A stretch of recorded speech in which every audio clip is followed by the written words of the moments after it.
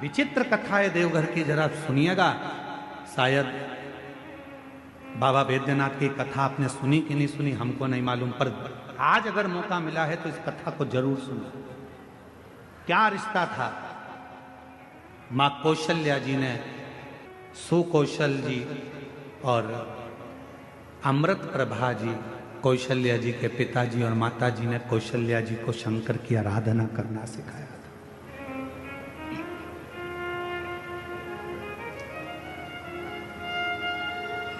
कौशल्या मैया शिव जी की आराधना में लीन।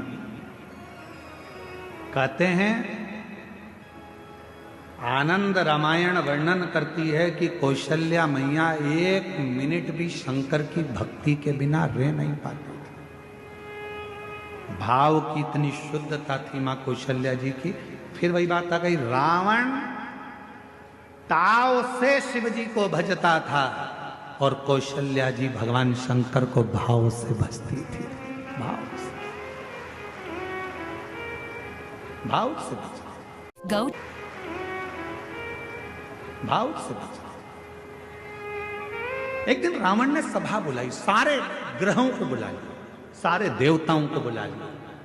रावण की लंका में सभा लगी हुई है, बड़े बड़े देवता बैठे हुए हैं, ग्रह बैठे, नाग, किन्नर, गंधर्व, अप्सरा, देवता, दानव, सब उस सभा में बैठे हुए थे। सब उस सभा में बैठे हुए हैं और उस सभा में चारों तरफ सब लोग बैठे हुए हैं। और उस सभा में लंकापति रावण ने ऊंची आवाज कर कर कहा कि बताओ मेरे प्राण कैसे छूटेंगे, मेरी मृत्यु कैसे होगी। बड़े बड़े विद्वान बैठे थे, बड़े बड़े सभासद बैठे थे, बहुत देवता, गंधर्व, किन्नर, अप्सरा, पशु, पक्षी सब उस सभा में बैठे हैं, असुर सुर सब उस सभा में। मेरे प्राण कैसे जाएंगे बताया जाए, कैसे मरूंगा मैं बताओ। तब किसी ने नहीं बताया। रावण को क्रोध आ गया तो सबको बंदी बनाने लगा। बंदी बना, अगर नहीं मालूम पड़ा तो मैं तुम्हें बंदी बना लूंगा। तब ग्रहों में ग्रह, सारे ग्रहों ने रावण से कहा, रावण तुम्हारी मृत्यु कौशल देश के राजा सुकौशल जी की जो लड़की है कौशल्या, उन कौशल्या माता के गर्भ से एक बड़ा विद्वान शूरवान एक पुत्र पैदा होगा, जन्म लेगा। उस बेटे के द्वारा तुम्हारे प्राण छूटेंगे। अब तो रावण को गुस्सा आ गया, कौशल नरेश सुकौशल की लड़की कौशल्या और कौशल्या का बेटा राम मुझे मारेगा। हाँ, रावण ने सभा को विराम दिया, अपने गुप्तचरों को बुलाया। मेरी मृत्यु नहीं होना चाहिए, उसके लिए क्या करा जाए। एक ही काम है, कौशल्या को अपने यहां ले आ। जब लंका में माता कौशल्या आ जाएगी, कौशल्या अगर लंका में पहुंच गई तो उसकी कोई संतान नहीं होगी, संतान नहीं होगी तो तुम मरोगे नहीं। रावण ने उसी समय पर अपनी सेना तैयार कर कर कौशल राज्य में पहुंच गया और सुकौशल राजा के पास जाकर रावण ने हाथ जोड़कर प्रणाम किया। रावण उस समय पर शिव की आराधना नहीं करता था। बाबा वैद्यनाथ की कथा चल रही है, जरा सावधानी से सुनिएगा।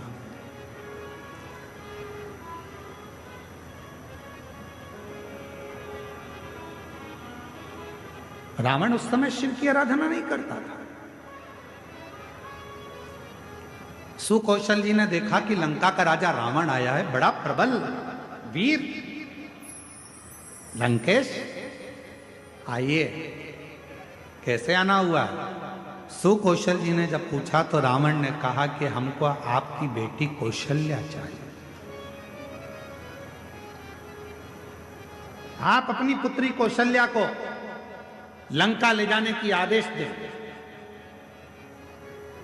सुकौशल जी मुस्कुराकर बोले कि बेटी हमारी है, पर हमारी बेटी की आज्ञा के बिना हम कोई निर्णय नहीं ले सकते, कोई नहीं।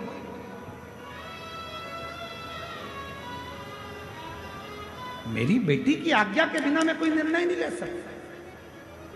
विचार किया। रावण ने पूछा तुम्हारी बेटी कहां है? सुकौशल जी बोले बस शंकर की भक्ति करती है तो अभी शिवालय से आ रही होगी। जो सामने से बेटी को आते हुए देखा तो कौशल्या इतनी सुंदर थी, माता कौशल्या इतनी सरल थी। माता कौशल्या, शिव का जो भक्त होता है उसमें सहजता, सरलता, नम्रता अपने आप दिखती है, उसको दिखाया नहीं जाता। सरल, शिव जैसा भोला, शंकर जैसा सहज। लंकापति रावण ने कौशल्या जी को देखा तो कहा आप ही कौशल्या? हाँ। सुकौशल जी की बेटी हो? हाँ। हम आपको लंका ले जाने के लिए। मुझे लंका? हाँ। कौशल्या जी कहने लगी मैं तो लंका नहीं जाऊं, मैं लंका नहीं जाऊं। रावण कहने लगा तुम मुझे जानती नहीं हो कौशल्या, अगर तुम मेरे साथ नहीं चली तो मैं दबाव के साथ तुम्हें लंका ले जाऊंगा। इतने में कौशल्या जी के मुख से निकल गया लंकापति रावण सुन, तुम मुझे ले जाने की बात करता है, अगर बन सके तो तेरी लंका में एक बार उस कैलाशपति को ले जाकर बता दे तो कौशल्या लंका में प्रवेश कर जाए। तू एक बार उस कैलाशपति को तेरी लंका में ले जाकर बता दे तो ये मां कौशल्या जी कर रही हैं कि ये कौशल्या तेरी लंका में प्रवेश कर जाएगी। रावण हंसकर बोला वो कैलाश पर रहने वाला शंकर, वो शंकर। अगर तुम बोलती कि विष्णु जी को लेकर जाओ तो बड़ी बात थी, तुम कहती कि ब्रह्मा जी को लेकर जाओ तो बड़ी बात थी, शंकर जी तो मैं अभी उनको लेकर आ। और रावण गया देवाधिदेव महादेव की आराधना में बैठ गया, साधना में बैठ गया। शिव जी प्रसन्न नहीं हुए। अब बताओ भाव में बैठा था कि ताव में बैठा था? भाव में नहीं बैठा ना, काय में बैठा था? ताव में। अब मैं ले जाकर मानूंगा। लग गया रावण पीछे। शंकर भगवान प्रसन्न नहीं हुए। तब रावण को लगा कि ऐसे नहीं मानेंगे। रावण ने अपना शीश काट कर देना प्रारंभ कर दिया। 9 शीश कट गए रावण के, 10वां शीश था। शिव जी सामने आकर खड़े हो गए। रावण क्या चाहिए तुझको? रावण कहता है बाबा मैं तुम्हें लेने आया हूं, तुम मेरे साथ लंका चल।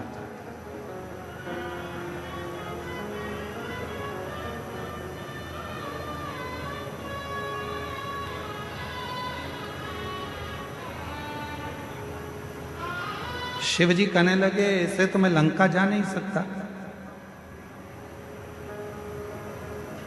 मैं लंका ऐसे जा नहीं सकता, चलना तो पड़ेगा। रावण जिद पर अड़ गया। तब देवाधिदेव महादेव ने मां पार्वती जी से जाकर कहा कि लंकापति रावण मुझे लेने के लिए आया। शिव जी कहते हैं कि मैं नहीं जा सकता, मैं जानता हूं, पर पार्वती तुम बताओ क्या? जगत जननी जगदम्बा पार्वती जी ने कहा प्रभु आप इस कैलाश को छोड़कर, इस भूमि को छोड़कर आप लंका नहीं जाओगे। तब भगवान शंकर जी ने कहा कुछ तो करना पड़ेगा। पार्वती जी कहती हैं आप जानो क्या करना है। शिव जी ने रावण से कहा मैं खुद तो नहीं जा सकता, पर मेरा ये स्वरूप एक शिवलिंग के रूप में तुझे देता हूं, तू इसको लेकर चल जा, तू लेकर चल। शिवलिंग मेरा स्वरूप है, लेकर जा। रावण कहने लगा ठीक है, आप अपना शिवलिंग दे दीजिए। शंकर भगवान का प्रतिबिंब स्वरूप शिवलिंग शिव जी ने उठाकर रावण को दे दिया और रावण से कहा, सुन रावण, ये शिवलिंग तू जहां रख देगा उठने वाला नहीं, ले जा इसको। सूचना मिल गई मां पार्वती को। पार्वती को सूचना मिल गई कि शिव जी एक लिंग की आकृति में रावण के साथ लंका जा रहा है। रावण के साथ लंका, शिवलिंग। पार्वती की आंखों से जल बहने लगा।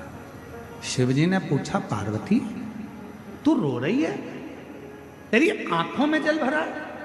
हां। क्यों?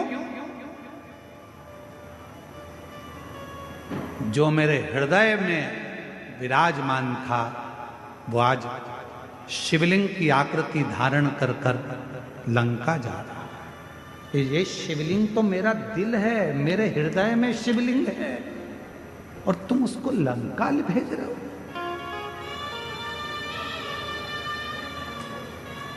शिव जी मुस्कुराने लगे, पार्वती जी, प्यार अगर पक्का होता है तो कोई जा नहीं सकता। बस इतना शंकर जी ने कहा और पार्वती जी समझ गई। पार्वती जी ने गणेश जी को बुलाया, गणेश शीघ्र आओ। गणेश जी ने कहा, मां आज्ञा करिए। गणेश जाओ, एक ग्वाले का रूप रख लो, तुम्हारा नाम होगा बेजू ग्वाला, और बेजू ग्वाला का रूप रखकर रास्ते में जाना। रावण संध्या करने के लिए रुकेगा, शिवलिंग तुम्हारे हाथ में देगा, थोड़ी देर उसके सामने पकड़ कर रखना, थोड़ी देर बाद जमीन पर रख देना।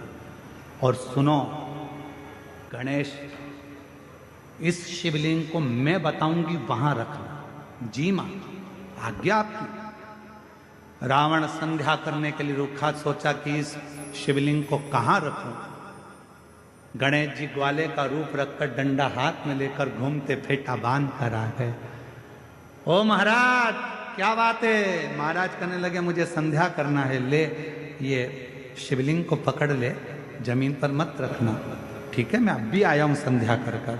जो गणेश जी के हाथ में, बेजू ग्वाले के हाथ में शिवलिंग दिया, गणेश जी ने मां से पूछा, मां आप बताओ शिवलिंग कहाँ रखूं? माता पार्वती ने कहा, जब मैं सती बनकर जन्मी थी, जब मैं सती बनकर जन्मी थी, ये शिवलिंग मेरे हृदय में बसता है। जब मैं सती बनकर जन्मी थी, मेरे पिता दक्ष प्रजापति के यज्ञ में पहुंची थी और यज्ञ कुंड में मैंने प्राणों को त्याग दिया था। मेरे पति शंकर भगवान ने मेरा शरीर कंधे पर धारण कर तांडव किया था। भगवान विष्णु ने सुदर्शन चक्र उठाकर मेरे शरीर के 51 टुकड़े कर दिए थे। वो टुकड़े में से एक हृदय इसी भूमि पर गिरा है, उस हृदय के मध्य में ये शिवलिंग ले जाकर रख दे, बस वहीं हमें बैठे। उस हृदय के मध्य में ये शिवलिंग रखाना चाहिए। भगवान गणेश जी महाराज बेजू ग्वाला पार्वती जी के कहने पर मां सती के हृदय को ढूंढने लगा। भगवान गणेश जी समझ नहीं पाए कि माता सती का हृदय कहां है। तब गणेश जी को साधना करने में समय लग गया। मां दुर्गा भवानी पार्वती जी खुद प्रकट होकर हाथ में शिवलिंग लेकर ग्वाले के साथ जहां मां सती का हृदय धड़क रहा था, उस हृदय के मध्य में शिवलिंग को रख दिया। हृदय इतना धड़क रहा था, हृदय इतना धड़क रहा था, हृदय इतनी भाप भर रहा था कि जो शिवलिंग बेजू ने रखा वो अंदर धसता चले गया, धीरे धीरे अंदर जाता चले गया, जाता चले गया। हृदय में शिव का वो शिवलिंग, वो प्रेम अंदर समाता चले गया। तब बेजू ने कहा, मां पूरा शिवलिंग अगर हृदय में समा जाएगा तो मां संसार के लोगों को कैसे मालूम पड़ेगा कि शिव और सती इसी जगह पर विराजमान है, एक ही स्थान पर। इसलिए मां इसको रोक दो। छोटा सा शिवलिंग बाहर रह गया, छोटा सा शिवलिंग बाहर। पूरी दुनिया में केवल एक ज्योतिर्लिंग बाबा वैद्यनाथ ऐसे हैं जो मां सती की 51 शक्तिपीठ में से एक शक्तिपीठ जहां मां का हृदय गिरा है, उस हृदय के ऊपर शंकर भगवान का शिवलिंग विराजमान है। पूरी दुनिया में केवल एक ज्योतिर्लिंग, पूरी दुनिया में केवल एक ज्योतिर्लिंग है जहां मां सती के हृदय पर शंकर जी का शिवलिंग विराजमान है। शिवलिंग, इसलिए इसको शक्ति पीठ कहते हैं। शिव शक्ति की पीठ है। रावण आया, बैजू से पूछा क्यों, मैंने शिवलिंग दिया था, वो तो मैंने रख दिया, बहुत भजन था, उठ ही नहीं रहा था। रावण को गुस्सा आया, मारने के लिए दौड़ा। बैजू, बताओ तूने मेरा शिवलिंग रख दिया। अब तो रावण को क्रोध आ गया, मतलब कौशल्या के गर्भ से बालक जन्मेगा और मुझे मारेगा, उससे पहले इस कौशल्या को तो मैं कहीं ना कहीं छुपा दे। रावण गया, माया रची और कौशल नरेश की नगरी में प्रवेश कर कर सुकौशल राजा की राज्य में कौशल्या मैया तो सो रही थी और रावण ने उस कौशल्या मैया को उठा लिया। रावण ने कौशल्या मैया को उठाया, एक पेटी में बंद कर दिया। एक पेटी में बंद कर कर उस पेटी को किसी को पता ना चले तो समुद्र में गया। समुद्र में जाकर एक बड़े महामत्स्य को देखा, बड़ी मछली को देखा और मत्स्य से कहा, महामत्स्य मुख खोल। महामत्स्य ने मुख खोला, रावण ने उसके मुख में वो पेटी रख दी और मत्स्य से कहा तू समुद्र में घूमता रहे। ये कौशल्या किसी को मिलने वाली नहीं, इतनी मछलियों में कौन जानेगा कि कौन सी मछली के मुंह में कौशल्या जी। ब्रह्मांड कर, महामत्स्य जा रहा था, मछली जा रही थी, इतने में एक बड़ी, उससे भी बड़ी मछली महामत्स्य सामने आ गई। उससे उस मछली का झगड़ा होने लगा। झगड़ा होने लगा तो इस बड़ी मछली ने मुंह फाड़ा। मुंह फाड़ते से कौशल्या जी की वो पेटी समुद्र में गिर गई। गिरते गिरते वो पेटी एक टापू पर पहुंच गई। उस टापू पर पहुंची जहां पर राजा दशरथ पार्थिव शिवलिंग का पूजन कर रहे थे और उनको वो पेटी दिखी। पेटी को खोला गया, सुंदर कन्या दिखी। पूछा तुम कौन हो? मैं कौशल राजा की बेटी हूँ। कौशल राजा के यहाँ कौशल्या को पहुंचाया। कौशल राजा ने अपनी बेटी कौशल्या का विवाह दशरथ जी के साथ कर दिया और तब राम जी का सहज कहाँ